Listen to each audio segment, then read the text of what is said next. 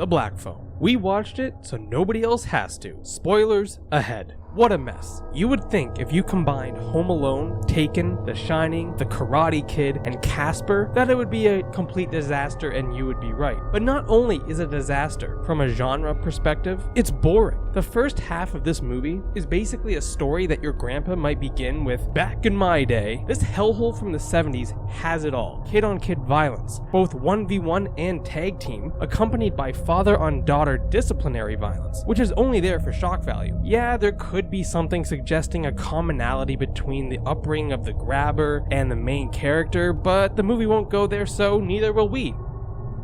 We learn a little bit about The Shining, her dreams, and we gain some valuable information that our main character, who is established to be nervous about the grabber, chooses to ignore, and goes against his established character traits to help a very strange magician, who, wouldn't you know it, is the grabber. Now, in the short story, the grabber pretends to be a clown, so I don't know how that makes sense in the short story, because this kid is smart and is scared of the grabber, so why is he going up to strangers who easily could be using black balloons, which he knows to be the calling card of the grabber? Now, once we get into the basement, it is time for the spooky ghosts and psychological terror to start. Well, that's where the stuff is supposed to start, but unfortunately, this is where the movie really drags. Nothing happens. The grabber leaves us in this basement so we can have a lot of conversations with ghosts on a mysterious phone.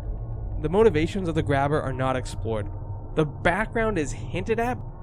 The visions prove to be useless, and in the end, we just booby-trap this well-equipped basement and fight the grabber with the help of martial arts training from one of the ghosts. And the rest of the ghosts fail at helping us escape.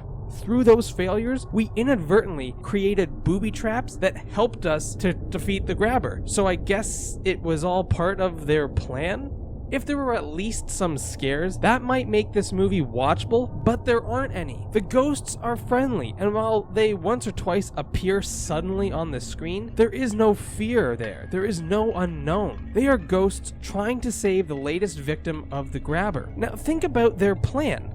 So the sister is getting visions of the previous victims that lead her to their bodies, which you might say, okay, that's good, this will help put away the grabber for good when the police eventually catch him. But the bodies are across the street from the house in a property that the grabber also owns, so they would have been found anyway. Not only does the sister not save her brother with these visions, but her powers prove to be completely useless in the long run, since it all would have worked out anyways. The ghosts either know the long game plan, so they deliberately have our main character fail at escaping, or they don't have a plan, and their failed ideas luckily lead to creating booby traps, which then help our main character. But this happens like 3 different times, and so these 3 things end up helping our character eventually. You know, that's just too much luck in my books.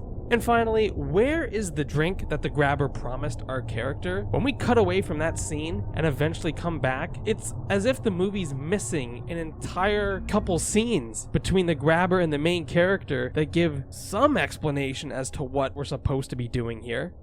Thanks for watching What's Wrong with the Black Phone. Please like, comment, and subscribe.